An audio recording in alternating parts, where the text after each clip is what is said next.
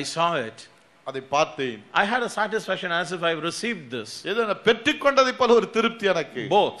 இரண்டையும். The crown and the ring. என்ன கிரீடத்தையும் அந்த மோதிரத்தையும். So then the Lord says, go back. கர்த்தர் திரும்ப உள்ள போ. And I was just lying down. அப்படியே படுத்து கொண்டிருந்தேன். And I was sleeping. தூங்கி கொண்டிருந்தேன். And I was asking the Lord, what is the meaning of this? கர்த்தர்ட்ட கேட்டேன், என்ன ஆண்டவரே அர்த்தம் இதுக்கு? There must be a meaning for this. ஒரு அர்த்தம் இருக்க வேண்டுமே. Otherwise Satan will try to torture my mind in various ways. இல்ல என்று சொன்னால் பிசாசு பல காரியங்களை சொல்லி மனதில வாதிப்பானே. And then the word came. அது பிறகு வார்த்தை வந்தது. My son, என் மகனே, I have chosen you.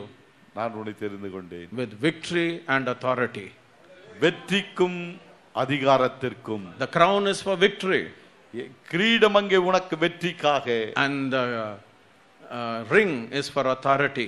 மோதிரம் உனக்கு கொடுக்கப்பட்டிருக்கிற அதிகாரத்திற்காக. And the word of the Lord came. கர்த்தருடைய வார்த்தை வந்தது. You are a royal diadem in my hand.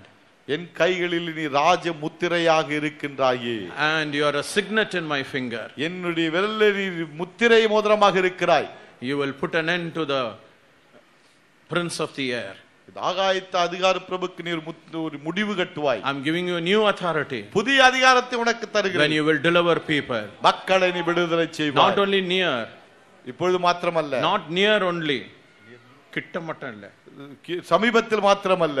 Even far off. தூரத்திலேயும். You utter my word. என் வார்த்தையை சொல்லுவாய். Pronounce my name. என் நாமத்தை சொல்லுவாய். You are going to see it. நீ அதை காண்பாய். I have greater plans for you. உனக்காக பெரிய திட்டத்தை நான் வைத்திருக்கிறேன். Great peace and joy came to my heart. உள்ளத்திலே பெரிய சந்தோஷ சமாதானம் வந்தது. That is how I get strengthened to do the Lord's work. அதனால தான் கர்த்தருடைய ஊழியத்தை செய்யும்படியான பலன் எனக்கு வந்தது. Otherwise it is difficult, my dear friends. இல்லனா கஷ்டம் நண்பர்களே. You know, God is so great. கர்த்தர் அவ்வளவு பெரியவர். Sometimes I find it so difficult. I feel so weak because of the high antibiotics they gave me to take tablets to even walk up to the toilet. சில நேரத்துல பாருங்க அவ்வளவு மாத்திரைகள் தருகிறார்கள், அதனால நடக்க கூட முடியாது. ஏன்னா பாத்ரூம் நடந்து போக கூட முடியாத அளவுக்கு பலவீனம். Because of the fever which was prevailing in my body. சரீரத்தில் காணப்பட்ட ஜுரத்துக்காக அப்படி செய்தார்கள். Even this evening till 4:30. இன்னைக்கு மாலை 4 மணி வரைக்கும் I was lying down on the cot only. படுக்கையில படுத்து கொண்டே தான் இருந்தேன். At 5 மணிக்கு a new strength came into my body. புதிய பலன் சரீரத்திலே வந்தது. And I stand in that strength alone to preach the word to you. அந்த பலத்திலே தான் உங்களுக்கு வார்த்தையை பிரசங்கிக்க நிற்கிறேன். I can do all things through Christ who strengtheneth me. என்னை பலப்படுத்துகிற கிறிஸ்துவினாலே எல்லாவற்றையும் செய்ய எனக்கு பலன் உண்டு. Why can't God give the same power to you tonight? ஏன் அதே பலனை கர்த்தர் உங்களுக்கு தர கூடாது? Strengthen your heart. உள்ளத்தை ஏன் பலப்படுத்த கூடாது? Strengthen your spirit. ஆவியை ஏன் பலப்படுத்த கூடாது? Strengthen your body. சரீரத்தை ஏன் பலப்படுத்த கூடாது? Give you a special anointing. விசேஷித்த அபிஷேகம். With power and authority. வல்லமை அதிகாரம். Take this word from God, my friends. கர்த்தரிடமிருந்து வந்த வார்த்தையாக எடுங்கள். God is giving you the victory and the authority to overcome the prince of the air. ஆகாயத்து அதிகார பிரபு மேற்கொள்ளத்தக்கதான அதிகாரத்தையும் வல்லமையும் கர்த்தரே உங்களுக்கு தருகிறார். He wants to give it right now. இப்பொழுதே தர விரும்புகிறார். இழந்து போன கிருபைகளை கர்த்தர் திருப்பி உங்களுக்கு கொடுக்க காத்து கொண்டிருக்கிறார். வானமண்டலத்தின் பொல்லாத ஆவிகளை, வானமண்டலத்தின் பொல்லாத ஆவிகளை, சத்ருவின் கிரியைகளை, பிசாசின் கிரியைகளை முறியடிக்கும்படிக்காக தேவகுமாரனாகிய இயேசு உங்களுக்குள் வாசமாயிருக்கிறார். உங்களுக்குள் வாசமாயிருக்கிறார். உங்கள் ஒருவருக்குள் வாசமாயிருக்கிறார். உங்கள் ஒருவருக்குள் வாசமாயிருக்கிறார். நீங்கள் முற்றிலும் ஜெயம் கொண்டவர்களாக காணப்படுவீர்கள். முற்றிலும் ஜெயம் கொண்டவர்களாக. ஒரு தீங்கு உன்னை அணுகாது. ஒரு வாதை உன் கூடாரத்தை அணுகாது. கர்த்தர் உன் மத்தியிலிருந்து வியாதியை எடுத்து போடுவார். உன் ஆகாரம் தண்ணீரம் ஆசீர்வதிக்கப்பட்டதாய் இருக்கும். ஒரு வழியில் வருகிறவர்கள் 7 வழி ஓடுவார்கள். உன்னை வாளாக்காமல் கர்த்தர் உன்னை தலையாக்குவார். வெற்றி நமக்கே, வெற்றி நமக்கே.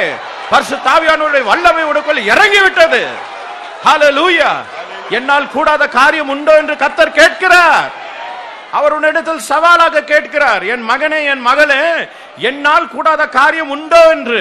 உன்னுடைய பதில் என்ன? உன்னுடைய பதில் என்ன? ஆண்டவரே உம்மால் எல்லாம் கூடும். ஆண்டவரே உம்மால் எல்லாம் கூடும்.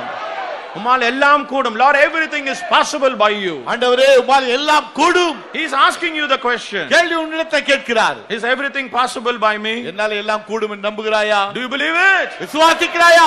Say tonight, I believe it. ஆண்டவரே இன்றைக்கு விசுவாசிக்கிறேன் என்று சொல்லுங்கள். You are not going to be captive under Satan. பிசாசின் அடிமையாக நீ இருக்க போவது இல்லை. You are not going to be captive under witchcraft. பில்லி சூனியத்துக்கு அடிமையாக இருக்க போவது இல்லை. You are delivered in the name of Jesus. இயேசுவின் நாமத்திலே விடுவிக்கப்பட்டாய். By the resurrected power of God. தேவனுடைய உயிர்த்தெழுந்த வல்லமையாலே. Satan cannot control your body. பிசாசு உன் சரீரத்தை கட்டுப்படுத்த முடியாது. Because your body is the temple of the Holy Ghost. உன் சரீர பரிசுத்த ஆவியானவரின் ஆலயம். Your body is the temple of the Holy Ghost. உன் சரீர பரிசுத்த ஆவியானவரின் ஆலயம். Come on, release your faith now. இப்பொழுதே விசுவாசத்தை கட்டவிழ்த்து விடு.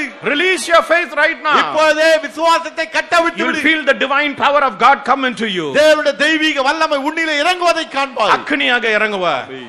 அக்கினிமயமாக இறங்குவார். உனக்கு ஒரு புதிய பலனை இன்று கொடுப்பார்.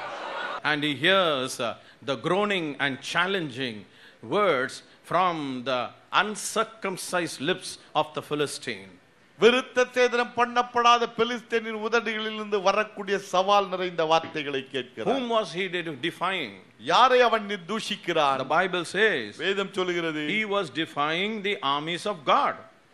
தேவனுடைய சேனைகளை அவன் நிந்தித்துக் கொண்டிருக்கிறான். He is defying the Lord.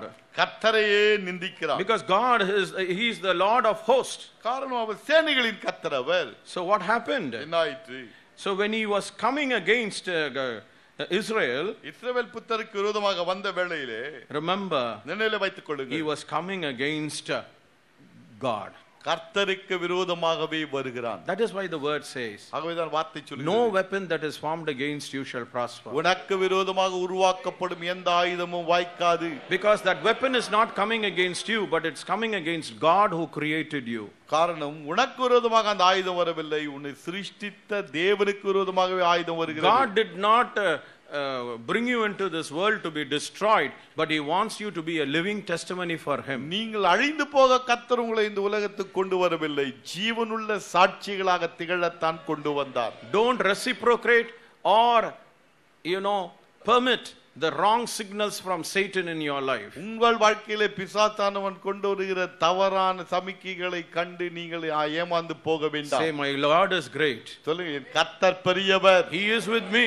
அவர் எனக்குள்ளாக இருக்கிறார். I will not hear to your whispers at all, Satan. பிசாசே, நீர் சொல்லுகிற வார்த்தைகளை நான் கேட்க கூட மாட்டேன். I believe in God. நான் தேவனை விசுவாசிக்கிறேன். Because he lives, I can face tomorrow. அவர் ஜீவன் உள்ளவர், உயிரோடு இருக்கிறபடினாலே நாளை தினத்தை நான் சந்திக்க முடியும். Let great Goliaths come. பெரிய கோலியாத்துகள் வரட்டும்.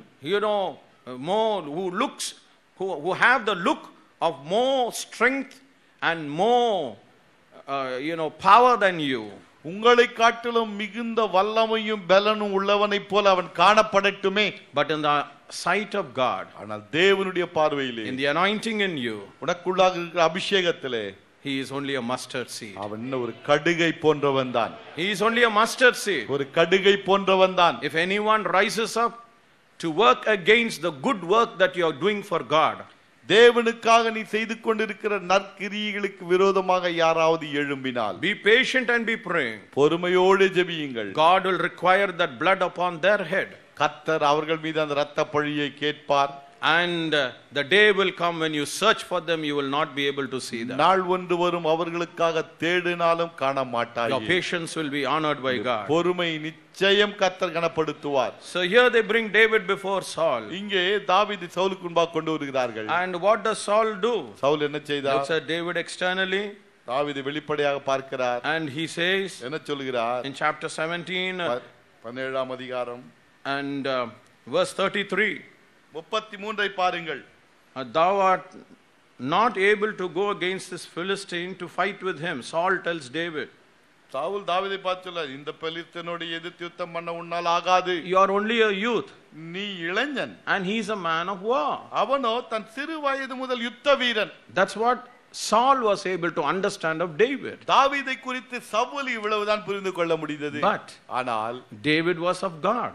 தாவீது தேவனால் உண்டானவர். Then David had to tell Saul, தாவீது சவுலை பார்த்து சொல்கிறார், when he was keeping his father's sheep, தன்னுடைய தகப்பனின் ஆடுகளை மேய்த்துக் கொண்டிருந்த போது, there came a lion and a bear and took a lamb out of the flock.